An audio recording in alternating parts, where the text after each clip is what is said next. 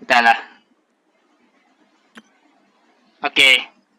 Daya buang Mizuki dia ganti dengan Colombina. Ganti. 一緒に行く。 Dah gunakan. Oh ni tim saya. Tim kita F2P sangat. Saya tak gacak apa senjata fling dan sebagainya. Oh ni tim paling mantap saya.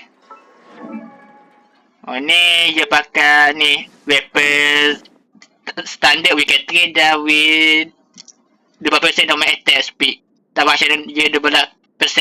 Macam yang 8 K3. Energy, tinggi energy free. Oh ni K3 52 dan damage 220. Yang saya punya. Kita dah Fisher ni. Fisher damage 220, K3 60. Tambah artifak adakah ya 20% K3. Jadi hampir 100.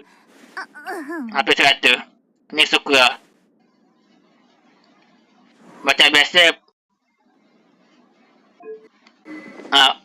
biasa pakai TTDS dan U5 yang U5 5 itu saja only thing saya. Yang cuma ada free je. Dan lepas ni kalau cukup boleh ambil NFA untuk patch 7.0. Bila dapat, kalau tak dapat sedih biar. Tapi okey je dapat ni. Okey dapat ni. Oh mantap sekali. Gila lah. Maya bas sikit. Oh dah ya ada 2 tevo ni. Tevo pertama. Tevo kedua je. Kita tevo baru. Dia main okey ni lag sikit. Wow mantap sekali. Okey daya cukup untuk hari ni. Dan sekarang ni pukul 16 petang. Abiah tarikh 21/7/2026. Itu saja konten untuk hari ni. Jangan lupa like dan like dan share channel saya ni.